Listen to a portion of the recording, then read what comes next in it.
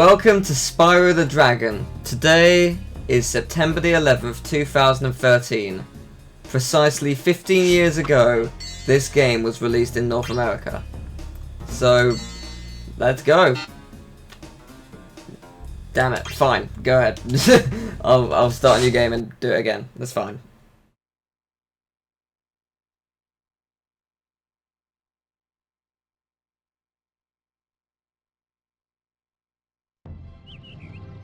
Okay, rolling.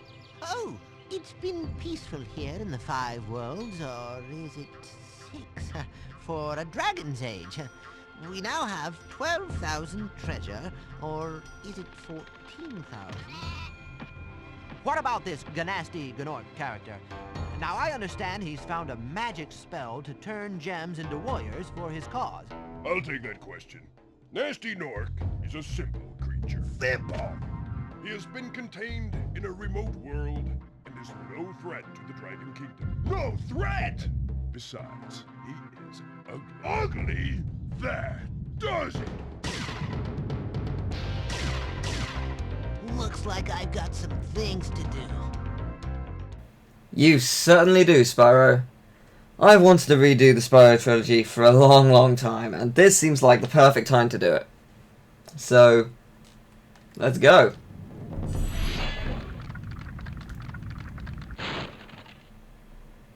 Thank you for releasing me, Spyro. Free 10 dragons in the Artisan world. Then find the balloonist. He'll transport you to the next world. What about Nasty Gnorc? I'm going after him. Find dragons first. That is all I can tell you. 1 dragon collected. Or saved. So yeah, there's 80 dragons within the game, and many gems. I believe there's 12,000, or is it 14,000? And there is a reason they say that, but you'll find out. Yeah, there's 80 dragons you have to save, and this game is so good. The Spyro trilogy is just fantastic, and I love it. I've been waiting to do this for a while. Where's Nasty Gnorc? I'll torch him. Keep your horns on, Spyro! You have much to learn first. Do you know what the dragonfly following you is doing? His name is Sparks, and he's helping and protecting you. Keep an eye on him and see what I mean. He's so grateful. So, I don't know what my best friend does while by my side. Well, I assume it's his best friend. He sort of acts like it later on. But anyway, yeah, I can't say enough how much I love the Spyro series, and yeah, I think I should probably put in a clip from the Speedrun's archive, Summer Games Done Quick, because they actually read out. I always donate for the Speed Gamers because it's a wonderful cause, but they actually ended up doing a Spyro 2 run, and they read my comment, which was nice. So I'll put that after this dragon. Cool Flash, do that again. The Artisan's boss is through a portal in the Dragon Mouth, but you are not yet ready, Spyro. First you must complete one of the other Artisan lands.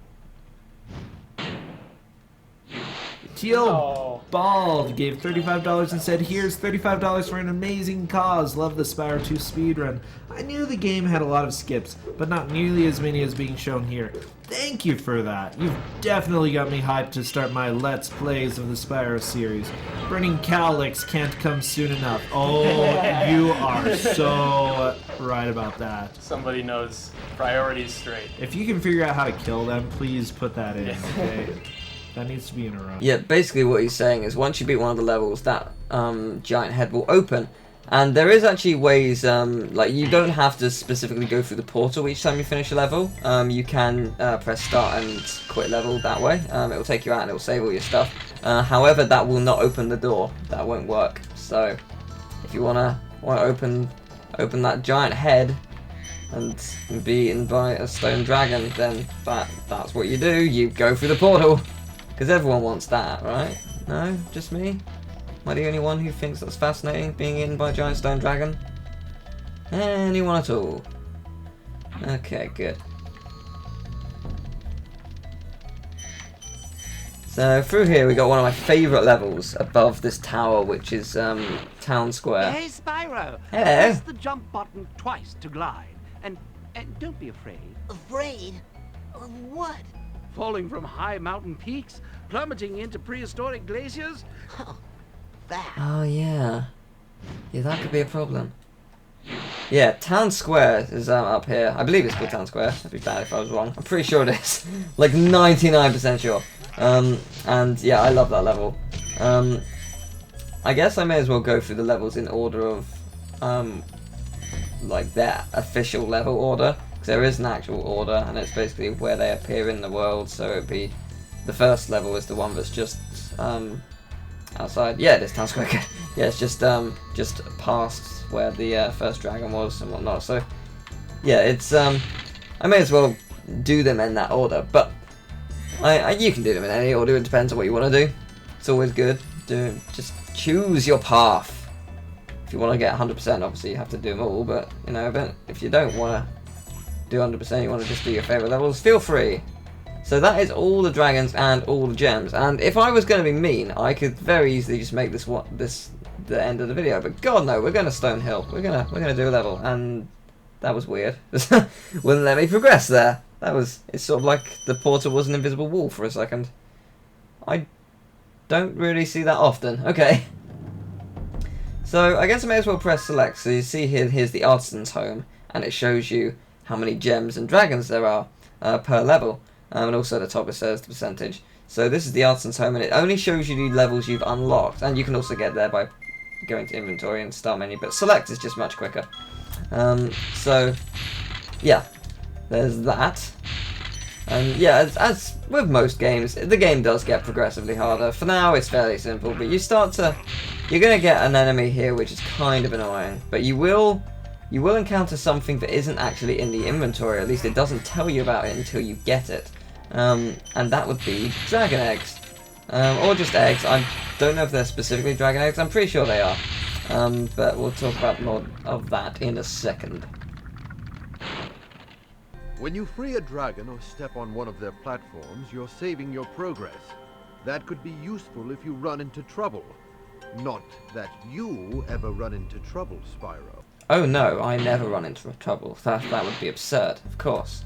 But of course that would be ridiculous. Yes, I'd never run into trouble. No, not at all, no. So I'm pretty well versed in the game, but I was talking about dragon eggs, that's right. I was gonna say I'm pretty good at this game.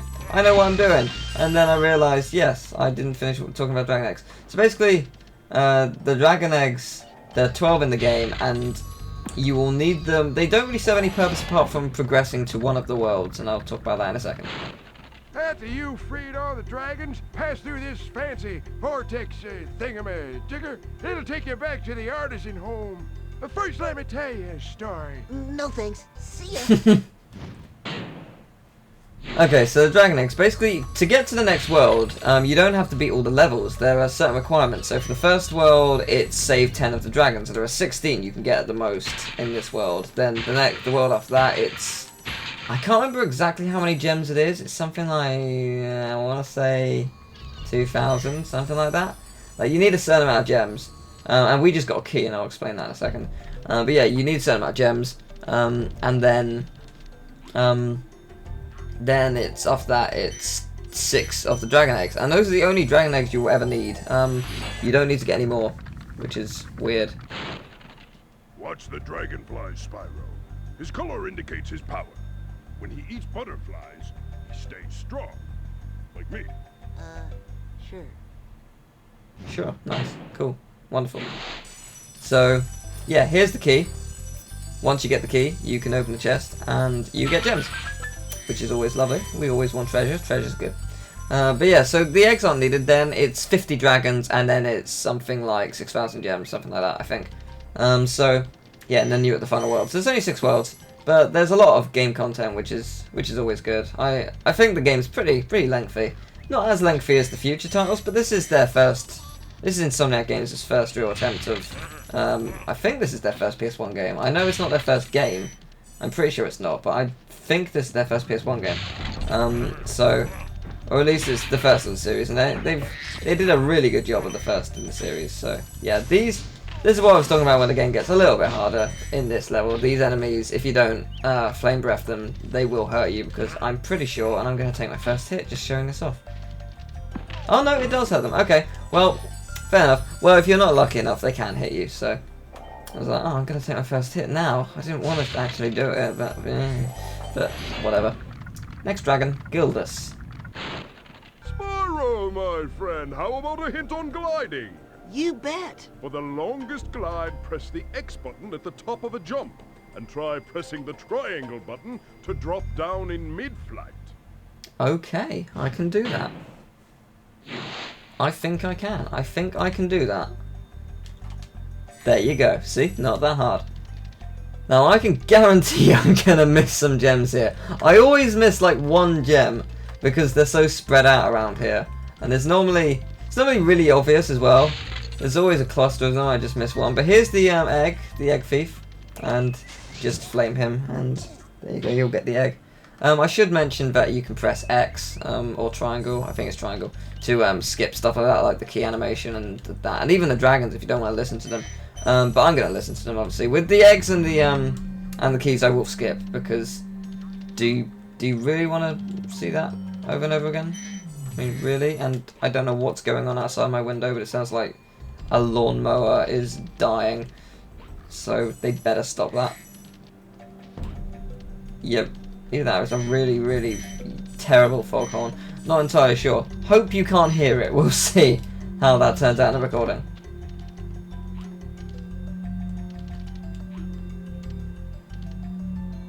Yeah, you can be quiet whenever. I'm trying to do my job here. Okay, thanks. So, is that everything? Of course it isn't.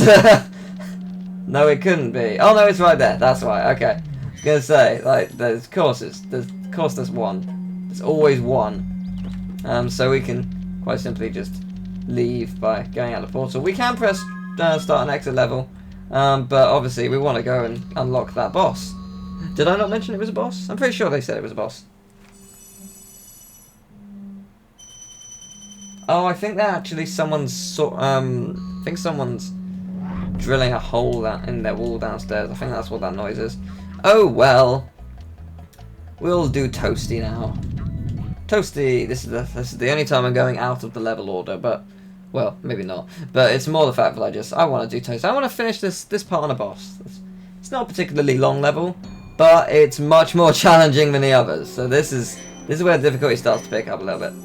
You'll see in a second. So we got these guys already, which is annoying. But these guys take 2 hits, these dogs, because they start jumping up at you. So I'll see if I can.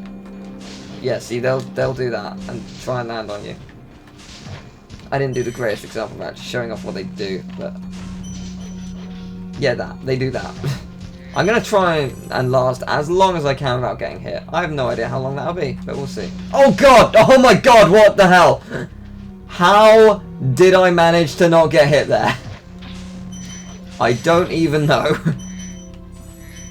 I really don't. I'm gonna need to look over that. That was magical. Okay. I'm not even sure what happened.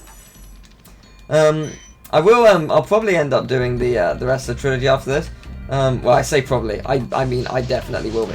But it's interesting. I've got both versions of the game, and by both versions, I mean I have both the European and PAL version of Spyro 2 and 3. Because I have the original PS1 disc, obviously, but I also downloaded it from the PlayStation Store. And because, for whatever reason, they couldn't put the PAL version on the PlayStation Store, it wasn't on for years. Like, Americans had it, I don't know, 3 years before Europe got it, for whatever reason. I really don't know what the reason is. But yeah, it took a long time to get to it. And yeah, it was,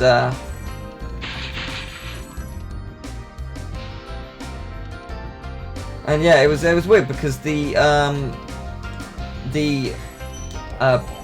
American version is actually very different in some cases, like music's different and whatnot. Nasty Nork has put one of his most devious henchmen in charge of the artisan world. Bring him on. I think I smell a barbecue.